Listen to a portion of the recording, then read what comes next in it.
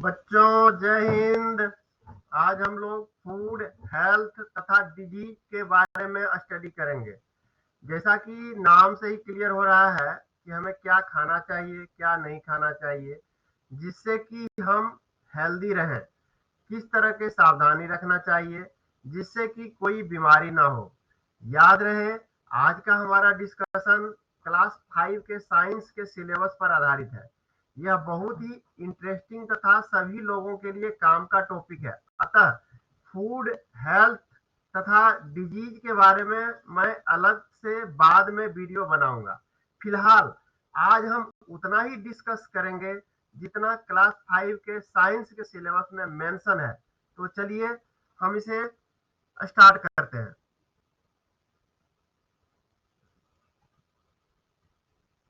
आप इस पिक्चर को देखिए। इस पिक्चर में आप क्या देख रहे हैं?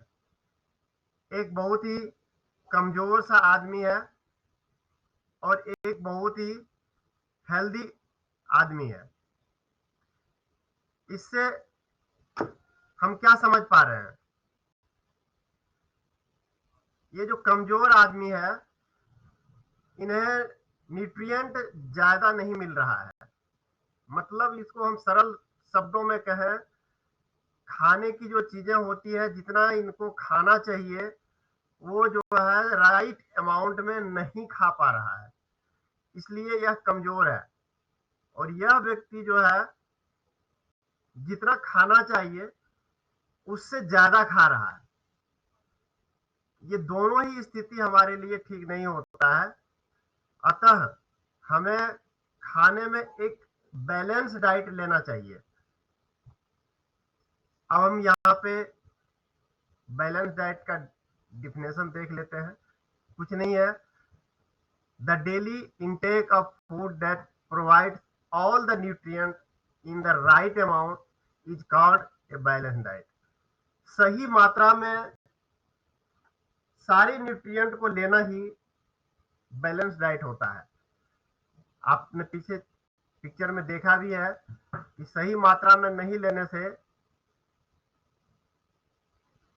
कुछ बीमार हो जाते हैं और कुछ ज्यादा ले लेने से हमारे शरीर में उसका अलग से इफेक्ट हो जाता है। यहाँ देखिए, कार्बोहाइड्रेट और फैट के बारे में हमें बताया गया है। यह जो है शरीर को एनर्जी देता है। आप देख रहे हैं कार्बोहाइड्रेट कौन कौन सा फूड में मिलता है। ये हमारा राइस है, पोटैटोज है, और ये पास्ता है, एंड ये पंपकिन है। इन सभी फूड में कार्बोहाइड्रेट बहुत प्रचुर मात्रा में पाया जाता है। इसी तरह फैट, घी, तेल, पनीर, मक्खन, ये सारे चीजों में फैट बहुत ज्यादा मात्रा में पाया जाता है। यहाँ हमें याद रखना चाहिए, हमने नीचे मेंशन भी कर दिया है कि फूड कार्बोहाइड्रेट जिसमें ज्यादा हो और फैट जिसमें ज्यादा हो, हमें मॉडरेट अमाउंट में ही लेना चाहिए। मतलब ज्यादा नहीं खाना चाहिए। हमारा शरीर इनको ज्यादा कंज्यूम नहीं कर पाता है, जिससे कि हम बीमार हो जाते हैं। हम आगे भी इनका चर्चा करेंगे। ज्यादा कार्बोहाइड्रेट लेने से डायबिटीज जैसी बीमारी होती है। इसी तरह से ज्यादा फैट लेने से हमें जो है हाई ब्लड प्रेशर और जो हार्ट का जो डिजीज होता है वो सारी चीजें हो जाता है। नेक्स्ट, हम प्रोटीन, यह हमारे शरीर का बहुत ही महत्वपूर्ण हिस्सा है। अतः हमें प्रोटीन रिच फूड जरूर लेना चाहिए। यह हमारे शरीर को ग्रो करने में मदद करता है और जो हमारे जो बॉडी का जो डैमेज पार्ट है उनको रिपेयर करता है।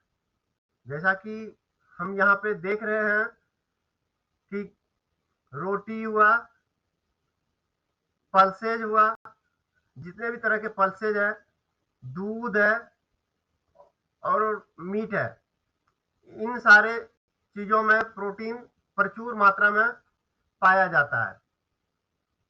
नेक्स्ट, विटामिन विटामिन जो होते हैं वो कोई भी बीमारी से हमें जो है फाइट करने में हेल्प करता है, बॉडी को हेल्दी रखता है। अब कौन कौन सा विटामिन है उनके बारे में हम लोग डिस्कस कर लेते हैं। विटामिन ए, विटामिन ए आंख की रोशनी बढ़ाने में सहायता करता है। यदि हमारे भोजन में विटामिन ए की कमी हो जाएगा तो रात में कम दिखेगा, अतः हमें विटामिन ए रिच फूड जरूर लेना चाहिए। जैसा कि हमने आपको पिक्चर में दिखा दिया है, कैरेट, मैंगो, स्पिंच, फिश, ये सारे फूड में विटामिन ए प्रचुर मात्रा में पाया जाता है। नेक्स्ट विटामिन, मैं यहाँ एक चीज आपको बताना चाहता हूँ, विटामिन बी के बारे में हमारे सिलेबस में डिस्कस नहीं किया गया है, इसलिए हम जो है अभी विटामिन बी के बारे में यहाँ हम डिस्कस नहीं कर रहे हैं। अतः आगे चलते हैं विटामिन सी। विटामिन सी हमारा जो ब्लड है, ब्लड का सेल बनने में विटामिन सी हेल्प करता है। इसी तरह आपके शरीर में कोई चोट लग गया या घाव हो गया तो उनको भरने में भी विटामिन सी हेल्प करता है। हमारे शरीर के लिए विटामिन सी बहुत ही इंपॉर्टेंट होता है। आप देखे होंगे किसी के गम से, मतलब मसूड़ा, जहां दांत हमारा फिट होता है उन्हें हम गम बोलते हैं, मसूड़ा से खून निकलता है जिसे कि हम अस्कर्वी बीमारी बोलते हैं। हालांकि मसूड़ा से खून आना सिर्फ अस्कर्वी के कारण ही नहीं होता है, उसका और भी कई कारण होता है, लेकिन अस्कर्वी के कारण भी हमारे गम से ब्लड आता है, और यह ब्लड जो आता है वो विटामिन सी के कमी के कारण आता है। अतः हमें विटामिन सी रिच फूड जो है उसे लेना चाहिए। जैसा कि हम आप पिक्चर में देख रहे हैं, इन सारे फूड में विटामिन सी प्रचुर मात्रा में है। लेमन हुआ, ऑरेंज हुआ, ये आंवला हुआ, और ये हमारा टोमेटो हुआ। Next vitamin D. Vitamin D हमारे शरीर का जो बोन होता है उन्हें मजबूत बनाने में और उनको ग्रो करने में हेल्प करता है। इनके कमी से रिकेट, जैसा कि हमने पहले ही बताया कि ये बोन को मजबूत बनाता है, तो जाहिर है यदि विटामिन डी हमारे बॉडी में यदि कम हो जाता है तो रिकेट्स की बीमारी जो है हो जाती है। जैसा कि हम यहाँ देख रहे हैं, ये सन को ये खा नहीं रहा है। इनका मीनिंग ये है कि हम सनलाइट लें, ये बड़ा ही नेचुरल विटामिन डी का सोर्स होता है। हमें गर्मी के दिनों में सुबह और शाम सनलाइट में रहना चाहिए, उसी तरह से ठंडे के दिनों में दोपहर के समय में जो है सनलाइट में रहना चाहिए, जिससे कि हमें नेचुरल रूप से विटामिन डी हमारे बॉडी को मिलता है। इसी तरह से दूध, फिश, अंडा, ये सारे चीज विटामिन डी का सोर्स है। नेक्स्ट हम आते हैं मिनरल्स। मिनरल्स में कैल्शियम और आयरन आता है। कैल्शियम का भी काम हमारे हड्डी और दांत को स्ट्रॉन्ग बनाना है। कैल्शियम हमारे शरीर के लिए बहुत ही इंपॉर्टेंट है। हमारा मसल, टीथ, बोन इससे मजबूत बनता है। जैसा कि हम पिक्चर में देख रहे हैं, कैल्शियम रिच फूड दूध, अंडा, फिश एंड ड्राई फ्रूट है। उसी तरह आयरन हमारे शरीर में ब्लड बनाता है। ब्लड मीन्स ये हमारे शरीर में हेमोग्लोबिन का निर्माण करता है। हमारे खून में हीमोग्लोबिन कम हो जाता है, यदि आयरन हम प्रचुर मात्रा में नहीं लेंगे तो हमारे खून में हीमोग्लोबिन कम हो जाएगा। मतलब सीधी से शब्दों में हम कहें तो हमारा ऐसा बोला जाता है कि यदि आयरन नहीं होता है तो खून की कमी हो जाती है। तो आयरन हमारे शरीर के लिए बहुत ही इम्पोर्टेंट है।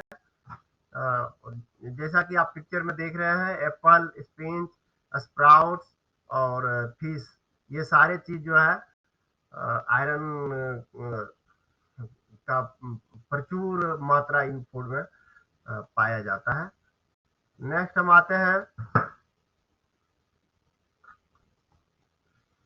फाइबर। फाइबर एक बहुत ही इंपॉर्टेंट चीज है। फाइबर ऐसा है कि फाइबर हमारे बॉडी में कोई विटामिन या मिनरल ऐसा ये नहीं है जो कि हमारे शरीर को ग्रो करने में या तो और जो भी चीजें हैं उनके लिए हेल्प करता है। इनका एक सिंपल काम है लेकिन इम्पोर्टेंट काम है। ये डाइजेस्टिव सिस्टम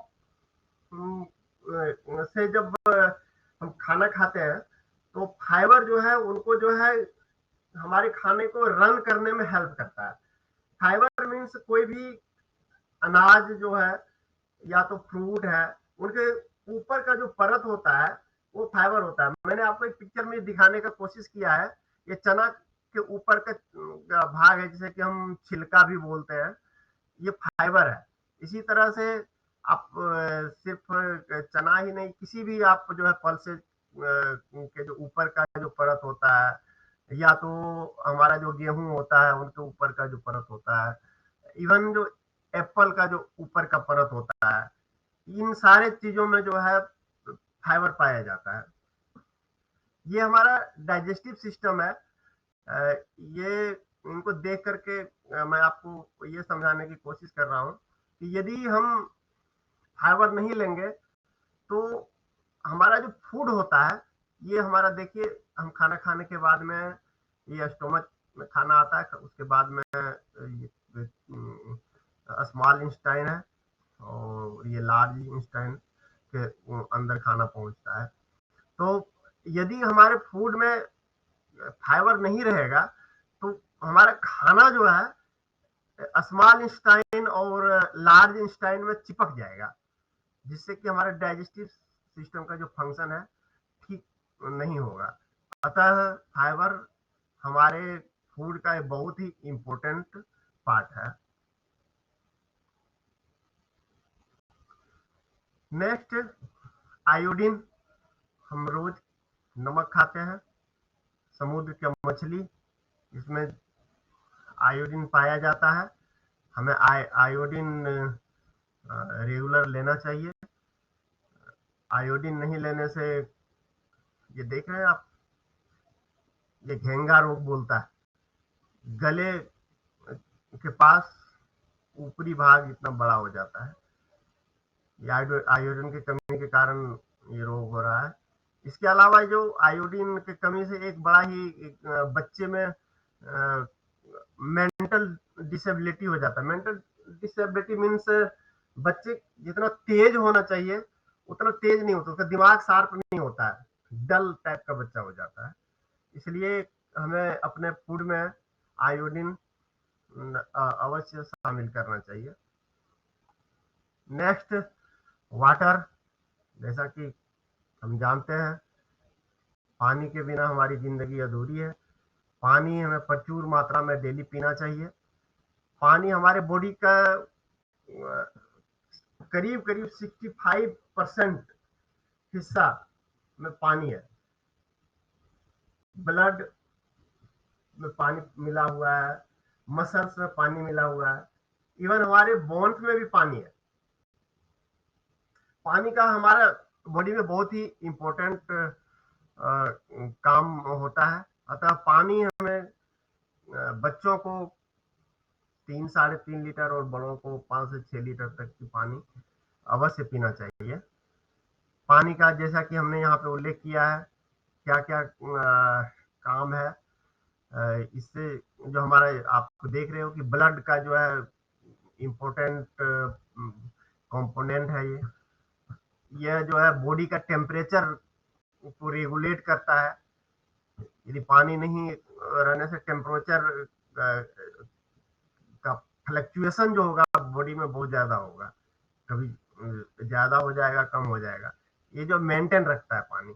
इसी तरह से डाइजेस्टिव सिस्टम को रन करने में जो है ट्रांसपोर्टेशन में हेल्प करता है, डाइजेशन में।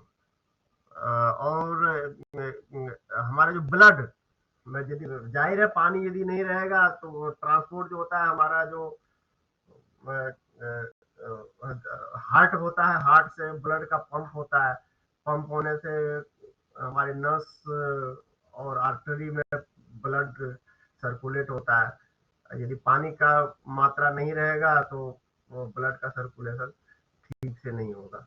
उसी तरह से हमारे बॉडी में जो वेस्टेज होता है, वो हम जो यूरिन पास करते हैं, वो पानी के साथ ही जो है वेस्टेज मटेरियल जो बॉडी का होता है वो बाहर निकल जाता है। इसलिए पानी हमारे बॉडी के लिए बहुत ही इम्पोर्टेंट है। नेक्स्ट, ये पिक्चर आप पहले भी देख चुके हैं, माल न्यूट्रिशन है। कहने का मतलब है यदि हमारे शरीर में विटामिन और मिनरल्स कम मात्रा में पाया जाएगा, या तो हम उसका कम सेवन करेंगे, कम कंज्यूम करेंगे, तो हम कमजोर हो जाएंगे। ऐसा कोई जरूरी नहीं है कि हम इसी तरह कमजोर हो जाएंगे। हमने जैसा पीछे पढ़ा है, विटामिन ए यदि कम होगा तो विटामिन ए की कमी से जो हमारी जो बीमारी होती है नाइट ब्लाइंडनेस, वो हो जाएगा। उसी तरह से हमने पढ़ा है विटामिन सी के कमी से बीमारी होता है स्कर्वी, वो बीमारी हो जाएगा। इसी तरह से हमने पीछे पढ़ा है विटामिन डी की कमी से रिकेट्स रोग होता है, विटामिन डी की कमी से रिकेट हो जाएगा। अतः यह जरूरी है कि हम सभी मिनरल्स तथा विटामिन बैलेंस रूप से लें, जिसे कि हम बैलेंस डाइट भी कहते हैं। यह हमारे लिए बहुत ही जरूरी है। Next, micro organism. आप जर्म सुने होंगे, आप स्कूल में जाते होंगे, आपके टीचर जरूर जर्म्स के बारे में बताए होंगे। जर्म्स जैसा कि हमने यहाँ पे बताया है 4 तरह का होता है, virus, protozoa, fungi and bacteria. और इनसे मैंने एक एक बीमारी का यहाँ पे एग्जाम्पल देने का कोशिश किया है। ऐसा नहीं है कि इन माइक्रो जर्म से एक ही बीमारी होता है, कई बीमारियां होती है, लेकिन मैंने आपको समझाने के लिए एक एक बीमारी का एग्जाम्पल दिया है। वायरस से कोविड-19 होता है, प्रोटोजोआ से मलेरिया होता है, फंगी से रिंगवर्म होता है, और बैक्टीरिया से कोलरा होता है। कुछ वायरस जो होता है हमारे लिए यूजफुल भी होता है। जैसे आपने देखा होगा दही, दही दूध में दही का थोड़ा सा टुकड़ा डाल देने से दूसरा दिन वो सारे दही बन जाता है। इसका क्या कारण है, आप कभी सोचे हैं? इसका कारण है यही माइक्रो जर्म्स। माइक्रो जर्म्स जो होते हैं वो दही दूध में डालने से उनकी ग्रो करता है और वो दही बनता है। तो ये सारी चीजें हमारे लिए यूजफुल भी है, लेकिन मोस्टली माइक्रो जर्म हमारे लिए हानिकारक है। नेक्स्ट, हम इसके पहले यह भी बताना चाहूंगा कि कम्युनिकेबल डिजीज जो होता है ये माइक्रो ऑर्गेनिज्म के कारण ही होता है। कम्युनिकेबल डिजीज का मतलब हुआ कि एक आदमी से दूसरे आदमी के बीच में फैलना। यह किसी भी तरह से फैल सकता है, हवा के कारण भी फैल सकता है, पानी से फैल सकता है, खाने की चीजों से फैल सकता है, या तो इंसेक्ट के कारण फैल सकता है, या तो कोई डायरेक्ट जो बीमार आदमी है उनके कांटेक्ट में आने से भी कम्युनिकेबल डिजीज फैल सकता है। थ्रू एयर, जैसे जिनको बीमारी है, मान लीजिए किसी को कोरोना हुआ है, वो यदि खांसेगा या तो छींकेगा तो उनके शरीर से वायरस बाहर निकल जाएगा हवा में, और हवा से ही किसी दूसरे व्यक्ति के अंदर वह वायरस प्रवेश कर जाएगा। तो यह हवा के द्वारा इस तरह से जो वायरस किसी दूसरे व्यक्ति में प्रवेश करता है। उसी तरह से वाटर, यदि हम गंदा पानी पिएंगे, जैसा कि हमने यहाँ पे पिक्चर में दिखाने का कोशिश किया है। गंदा पानी पिएंगे, गंदा पानी पीने से भी हमारे शरीर के अंदर वायरस चला जाएगा, उससे भी हम बीमार हो जाएंगे। उसी तरह से कोई फूड है, वो देख रहे हैं, ये फूड, ये जो फल जो है वो सड़ गया है, सड़ा हुआ फल यदि हम खा लेंगे तो भी हम बीमार हो सकते हैं। सिर्फ सड़ा हुआ फल ही नहीं, यदि हम खाना बनाकर आज रख दिए और उसे हम यदि हम कल खाएंगे तो फूड की क्वालिटी खराब हो जाए, उसके अंदर जर्म आ जाता है, तो वो भी हमारे लिए नुकसानदेह होता है। उसी तरह से इंसेक्ट जो होता है वो खाती काफी खतरनाक होता है हमारे लिए। इंसेक्ट कहीं गंदा स्थान पे बैठता है और वहां से जर्म उसको कैरी करता है और फिर हमारे खाने के ऊपर ला करके उस जर्म को छोड़ देता है, और उस खाना को यदि हम खाते हैं तो हम बीमार हो जाते हैं। उसी तरह से कोई बीमार व्यक्ति है, बीमार व्यक्ति के बॉडी में यदि वायरस लगा हुआ है, जाहिर है यदि कोई बीमार होगा तो उनके बॉडी के अंदर से वायरस तो बाहर आएगा, और यदि उनके कांटेक्ट में हम यदि आएंगे तो हम भी बीमार हो जाएंगे। इन्फ्लुएंजा या तो कोविड, ये सारी जो बीमारियां जो होती है वो डायरेक्ट कांटेक्ट से भी हो सकती है। नेक्स्ट हम आगे बढ़ते हैं। हम कम्युनिकेबल डिजीज जिनके बारे में भी हमने चर्चा किया है, इनसे हम कैसे बच सकते हैं। इनसे इनसे बचने के लिए हमें, जैसा कि हमने आपको बता दिया है, अपना हाथ रेगुलर धोना चाहिए। होता क्या है कि हम कहीं घूमते हैं या तो खाना खाते हैं, खाना हाथ किसी भी वस्तु में सबसे ज्यादा टच होता है, इसलिए हमें हाथ रेगुलर धोते रहना चाहिए। हाथ धोने से हमारे हाथ में जो जर्म होगा वो मर जाएगा, जो हमारे शरीर के अंदर नहीं पहुंच पाएगा। इसलिए हाथ रेगुलर धोते रहना चाहिए। उसी तरह से यहाँ हम देख रहे हैं स्ट्रीट फूड, स्ट्रीट फूड का बिल्कुल सेवन नहीं करना चाहिए। रोड के किनारे आपको बड़ा अच्छा सुगंध आएगा कचौड़ी का, जिलेबी का, समोसा का, लेकिन ये सारे चीजें हमारे लिए हानिकारक होता है। वो अपने आप में हानिकारक है या नहीं वो एक अलग चीज है, लेकिन रोड के किनारे वो रखा हुआ है, उस पर धूल जाकर बैठ रहा है। कोई आदमी सपोज रोड पर चल रहा है, उनको किसी तरह का बीमारी है, तो वो वायरस उनके शरीर से बाहर आ रहा है। जैसे कि हमने पीछे चर्चा किया था कि कोरोना का जो वायरस होता है छींकने से या तो खांसने से बाहर आ जाता है, तो वो वायरस यदि बाहर आया और फूड के ऊपर में बैठ गया, और उसी फूड को हमने ले लिया और फिर जो है उसका जो है उसको हमें खा लिया, तो उससे भी हमें जो है बीमारी होने का संभावना होता है। आप अपने मम्मी पापा के साथ जाते होंगे, रोड के किनारे जो फूड मिलता है उनके बोलते होंगे कि इसे मुझे खाना है। आपके मम्मी पापा जरूर मना करते होंगे इन फूडों को खाने के लिए, अतः इनसे दूर रहना चाहिए क्योंकि इसमें जर्म होता है।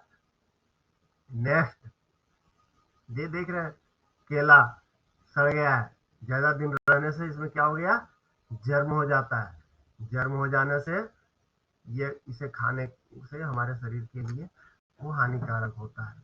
नेक्स्ट, हमें अपने आसपास का एरिया साफ रखना चाहिए।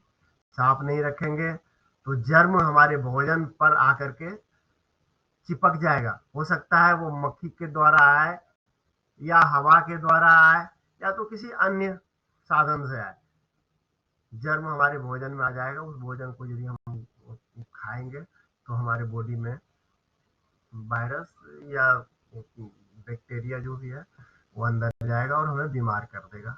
इसी तरह से हम अपने खाना को कवर करके रखना चाहिए।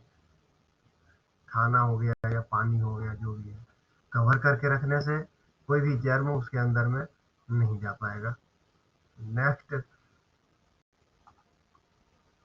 एक देख रहे हैं, ये एनोफिल मच्छर है और ये एडीज मच्छर है।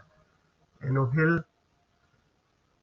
मलेरिया कैरी करता है बीमारी को, मलेरिया बीमारी, और जो एडीज जो है वो डेंगू को कैरी करता है। ये दोनों ही मच्छर बहुत ही खतरनाक है, हमें इससे बच के रहना चाहिए। इसके संबंध में मैं एक इंटरेस्टिंग चीज और बताना चाहता हूँ कि मलेरिया का जो मच्छर है, एनोफिल मच्छर, ये रात में उड़ता है और ये हमारे पास रात में आता है। और एडीज मच्छर जो होता है, ये डेंगू जो कैरी करता है, ये दिन में उड़ता है। तो दिन में एडीज मस्किटो से हमें सावधान रहना चाहिए और रात में एनोफिल से सावधान रहना चाहिए। कहने का मतलब है कि दिन हो या रात हो, मच्छर यदि है घर में तो उनसे बच के रहना चाहिए। नेक्स्ट हम देख रहे हैं, पीछे हमने चर्चा किया था कि मच्छर से हमें जो है डेंगू और मलेरिया होता है, तो मच्छर से कैसे बचना चाहिए, हमने कुछ पॉइंट को यहाँ पे शामिल किया है। वाटर को अपने आसपास जमा नहीं होने देना है। यदि पानी हमारे आसपास जमा रह गया तो उसमें मच्छर पनपता है, मच्छर अंडा देगा और उसमें जो है फिर जो है मच्छर बड़ा होकर के हमारे पास आ जाएगा। इसलिए हम हमारे आसपास जो भी पानी की चीजें हैं, जो कि पानी बदलता नहीं है, एक बर्तन में रखा है कई दिन रखा रह गया, तो इस तरह का पानी हमें जमा नहीं होने देना चाहिए। ये मच्छर के पनपने का बहुत ही खतरनाक सोर्स है। अतः हमें आसपास के पानी को हमेशा साफ करते रहना चाहिए। नेक्स्ट, यदि आपके घर के आसपास तालाब है, पॉन्ड्स पॉन्ड्स में भी मच्छर पनपने का ज्यादा संभावना होता है। तो उस पॉन्ड्स के मच्छर को हटाने का सबसे बेस्ट तरीका है कि पॉन्ड्स में मछली डाल दिया जाए। मछली क्या करता है कि उनका अंडा को खा जाता है। अतः मछली रहने से हमारे आसपास मच्छर नहीं पनप पाएगा। और ये सबसे ही इफेक्टिव तरीका है कि यदि हम सोते हैं तो मच्छरदानी लगा के सोना चाहिए, जिससे कि मच्छर हमें काट ना पाए। मच्छरदानी बड़ा ही नेचुरल चीज है मच्छर से बचने के लिए, इसका हमें अवश्य यूज करना चाहिए। अब हम कुछ कम्युनिकेबल डिजीज के बारे में हम यहाँ पे थोड़ा सा डिस्कस कर लेते हैं। जैसा कि अभी 2020 में आप लोगों ने कोविड-19 का नाम सुना होगा। कोविड-19 ये वायरस के कारण होता है और ये हवा से फैलता है। हमने पीछे भी चर्चा किया है कि एक व्यक्ति को यदि कोविड-19 हो गया तो वो यदि खांसेगा या तो छींकेगा तो उनके शरीर से वो वायरस बाहर आ जाएगा। बाहर आ जाने से कहीं पे रुक जाएगा या तो डायरेक्ट किसी दूसरे व्यक्ति के कांटेक्ट में आ जाएगा, या तो किसी सरफेस पे उसका वायरस आ जाएगा। उस सरफेस को कोई दूसरा व्यक्ति यदि टच करेगा उससे दूसरे व्यक्ति को भी वायरस शरीर में चला जाता है। तो इस तरह से जो है कोविड-19 का वायरस फैलता है। यदि किसी को कोविड-19 हो जाता है तो हमने यहाँ देख रहे हैं कि क्या क्या उसका सिम्टम है, क्या क्या होता है। फीवर होता है, ड्राई कफ, ड्राई खांसी, सूखी खांसी जिसे बोलते हैं, गले में खराश होना, और हमें जो है सांस लेने में दिक्कत होता है। सांस लेने में काफी दिक्कत होता है। सांस लेने में ज्यादा दिक्कत होने के कारण जो है आदमी डेथ भी कर सकता है। अतः इससे हमें जो है जरूर बचाव करना चाहिए। इससे बचाव करने का सबसे बेस्ट तरीका है कि कहीं हम यदि बाहर जाते हैं तो फेस मास्क जरूर पहनना चाहिए। कहीं भीड़ भाड़ की जगह पर नहीं जाना चाहिए। यदि भीड़ भाड़ की जगह पर जाना भी पड़ रहा है तो हमें वहां मास्क जरूर लगा लेना चाहिए। अपना हाथ हमेशा धोते रहना चाहिए और पास में सैनिटाइजर जरूर रखें। कहीं भी बाहर जाएं हैंड सैनिटाइजर रखिए, जिससे कि आप तो हाथ यदि अपने मुंह पे या नाक पे यदि लेना पड़ा तो पहले हैंड सैनिटाइजर लगा लें, उसके बाद ही मुंह में या हाथ में या तो नाक पर अपना हाथ डालें, जिससे कि यदि गलती से यदि कोरोना वायरस हमारे टच में आ भी गया होगा तो मुंह या तो नाक के सहारे हमारे शरीर में प्रवेश नहीं करेगा। नेक्स्ट बीमारी है कोलरा। ये बैक्टीरिया के कारण होता है। कोलरा का नाम आप सभी सुने होंगे। इसमें वोमिटिंग होता है और हमारा जो स्टूल होता है पूरा पानी की तरह होता है, जिसे हम लूज मोशन भी कहते हैं। लूज मोशन होता है, वोमिटिंग होता है। और ये जो फूड और वाटर के गंदगी के कारण होता है। पीछे जो हमने जो चर्चा किया है कि खराब खाना या तो पानी पीने से जो बीमारियां होती है, उसमें से कोलरा भी है। तो फूड और वाटर जो गंदगी होती है उसके कारण से कोलरा होता है। तो इससे हमें जरूर जो है अच्छा खाना खाना चाहिए और अच्छा पानी पीना चाहिए। इससे बचने का यही साधन है कि हमें फूड और वाटर अनक्लीन सोर्स से नहीं लेना चाहिए। जिसे कि हम क्या अनक्लीन सोर्स होता है, हम पीछे इसके बारे में चर्चा कर चुके हैं। इसके बाद आता है टाइफाइड। इसमें भी ये टाइफाइड एक तरह का बुखार है। बुखार लाएगा आपको, यह बैक्टीरिया के कारण होता है और यह भी फूड और वाटर को अनहाइजेनिक होने के कारण टाइफाइड होता है। टाइफाइड का भी लक्षण है फीवर होगा, बॉडी में दर्द होगा, सर में दर्द होगा, पेट में दर्द होगा, इस तरह की चीजें होती है। इनसे बचने का उपाय है वही सेम कि अनक्लीन सोर्स से जो भी फूड है वाटर है उसे हमें नहीं लेना चाहिए। नेक्स्ट है मलेरिया। मलेरिया प्रोटोजोआ के कारण होता है और जिसे पीछे भी हमने बताया है आपको कि मस्कीटो बाइट के कारण मलेरिया होता है। इसमें भी सेम है, हाई फीवर होता है। हाई फीवर के साथ साथ में बहुत ज्यादा ठंड लगती है और बॉडी में दर्द भी होता है। इससे बचने का उपाय है don't let water collect in your surrounding, क्योंकि पहले भी हमने आपको बताया है कि पानी अपने आसपास में जमा नहीं होने देना है, जिससे कि मच्छर फैलता है, उसमें मच्छर ज्यादा ग्रो करता है। मच्छर को ग्रो नहीं होने देना है, अपने घर का साफ सफाई रखना है। Next ringworm. रिंगवर्म ये फंगी के कारण होता है। आप यदि जिनको फंगी है, रिंगवर्म है और उनके कांटेक्ट में यदि आ गया तो आपको भी रिंगवर्म हो गया। रिंगवर्म मतलब उसे इचिंग हम बोल सकते हैं।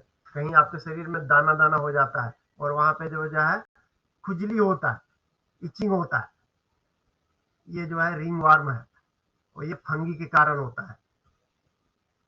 इससे बचने का उपाय यही है साफ सुथरा रहे और जिन व्यक्ति को रिंगवर्म हुआ है उनके कांटेक्ट में ना आए।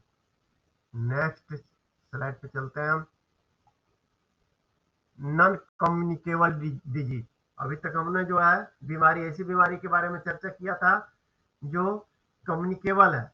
कुछ ऐसी भी बीमारियां हैं जो कि कम्युनिकेबल नहीं है, वो दूसरे कारण से होता है, जिसमें से कुछ बीमारियां का हम यहाँ उल्लेख किए हैं। डायबिटीज है, हार्ट डिजीज है, लंग कैंसर है। डायबिटीज, ज्यादा हम चीनी खा लेंगे, देख रहे हैं मिठाई, आप मिठाई जैसे ही देखेंगे आपके मुंह से पानी आ जाएगा, मिठाई खूब खाएंगे। ज्यादा मिठाई खाना बहुत ही खतरनाक होता है। इसमें ज्यादा शुगर होता है। शुगर आप यदि ज्यादा hard work, physical hard work नहीं करेंगे, शुगर कंज्यूम हमारे बॉडी में नहीं हो पाता है और जब शुगर कंज्यूम हमारे बॉडी में नहीं हो पाता है तो हमारे डायबिटीज की बीमारी हो जाती है। उसी तरह से हार्ट डिजीज मतलब जिस तेल की चीजें यदि आप ज्यादा खाएंगे तो हार्ट डिजीज आएगा। इसलिए हमें फैट रिच फूड खाने से, ज्यादा खाने से बचना चाहिए। इसमें क्या होता है कि हमारा बॉडी में जो ब्लड सर्कुलेशन होता है, हमारे बॉडी में एक हार्ट है। हार्ट क्या करता है, बॉडी से ब्लड को पंप करता है। बॉडी को से ब्लड जब पंप होता है तो यह वेनस और आर्टरी के सहायता से पूरे शरीर में फैलता है। ज्यादा ऑयली फूड लेने से क्या होता है, वो ऑयल जो है हमारा जो नस होता है, नस के दीवार पर जमा हो जाता है, जिससे हमारा ब्लड का सर्कुलेशन रुक जाता है। और इसमें हार्ट अटैक, आप लोगों ने सुना होगा, आदमी बहुत चलते रहता है और चलते चलते जो है उनका ब्लड सर्कुलेशन किसी तरह से यदि रुक गया, वो गिर जाता है और आदमी डेथ कर जाता है। इसलिए हमें ऑयली चीजें, फैट रिच चीजें बहुत ही मॉडरेट अमाउंट में लेना चाहिए। नेक्स्ट, लंग्स कैंसर, और यह स्मोकिंग से होता है। आप देखते होंगे आसपास के लोगों को सिगरेट पीते हुए, लगता होगा कि सिगरेट पीना बहुत अच्छा चीज है, लेकिन यह बच्चों बड़ा ही खतरनाक चीज है। इससे लंग्स कैंसर जब होता है, ज्यादातर लोग बच नहीं पाता है, डेथ कर जाता है। इसलिए हमें स्मोकिंग से भविष्य में बचना चाहिए। Next, vaccination. वैक्सीनेशन के बारे में आप लोग बहुत जरूर सुने होंगे, आपको भी वैक्सीन लगा होगा। आपके मम्मी पापा आपको बताए होंगे कि आपको चिकन पॉक्स का, आपको पोलियो का, और भी डिफरेंट डिफरेंट वैक्सीन आपको लगा होगा। वैक्सीन हमें दो तरह से हम लगाते हैं, एक तो इंजेक्शन के द्वारा लगाते हैं और एक ड्रॉप्स के द्वारा जो है मुंह में दिया जाता है। वैक्सीनेशन हमारे शरीर में क्या काम करता है, देखिए, treatment with a vaccine to produce immunity against a disease is called vaccination. ये क्या करता है, हमारे शरीर का एक इम्यूनिटी सिस्टम होता है। इम्यूनिटी सिस्टम क्या करता है कि हमारे शरीर के अंदर कोई भी जर्म या लाइक वायरस या तो और भी कोई चीजें जब इंटर करता है, तो हमारे शरीर का इम्यूनिटी सिस्टम उसे उसके अगेंस्ट फाइट करता है और फाइट करके उसे मार देता है। लेकिन कभी कभी इम्यूनिटी सिस्टम काम ठीक से नहीं कर पाता है, तो वो वायरस हमारे शरीर में फैल जाता है। इसी इम्यूनिटी सिस्टम को बढ़ाने के लिए हम क्या करते हैं, वैक्सीन लेते हैं। वैक्सीन को इस तरह से बनाया जाता है कि सबसे पहले जो बीमारी का वैक्सीन बनाया जा रहा है, उसी बीमारी का जो है कमजोर वायरस को हमारे शरीर में पहले एंट्री दिया जाता है। कमजोर वायरस जैसे ही हमारे शरीर के अंदर जाता है, हमारा शरीर का इम्यूनिटी सिस्टम उसके साथ में फाइट करता है। क्योंकि वो बीमारी फैलाने में सक्षम नहीं होता है, इसलिए उसे हमें डर नहीं होता है, लेकिन वो वायरस से ही बनाया हुआ होता है वैक्सीन। तो हमारा इम्यूनिटी सिस्टम उनके अगेंस्ट में लड़ने लगता है। लड़ते लड़ते वो इतना हैबिचुअल हो जाता है कि आगे यदि किसी भी तरह का, उस तरह का वायरस जिसका हम वैक्सीन लिए हुए हैं, उस तरह का वायरस यदि हमारे बॉडी के अंदर यदि आ गया, तो उनको उनसे हमारा इम्यून सिस्टम फाइट करके उन्हें मार देता है। इसलिए वैक्सीन हमें जरूर लेना चाहिए। जिन जिन चीजों का वैक्सीन उपलब्ध है उनका लेना चाहिए, जैसे कि हमने यहाँ बताया है।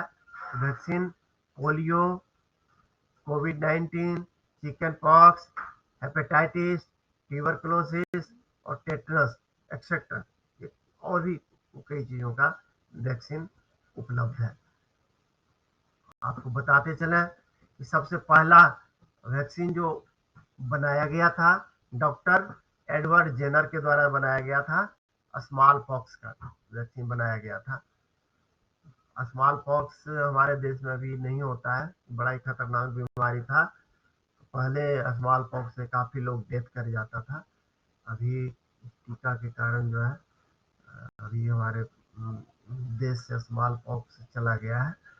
कुछ जगहों पे चिकन पॉक्स होता है, या स्मॉल पॉक्स अभी नहीं होता है। अभी आप लोग देखे होंगे पल्स पोलियो वो अभियान के तहत जो है भारत सरकार हमें वैक्सीन देते हैं, और हर जगह देखते होंगे कि एक रेगुलर इंटरवल में वैक्सीनेशन प्रोग्राम चलाया जाता है, जिससे कि हमारे देश से पोलियो पूरी तरह से समाप्त हो जाए। अतः पोलियो का वैक्सीन भी हमें हमें रेगुलर लेना चाहिए।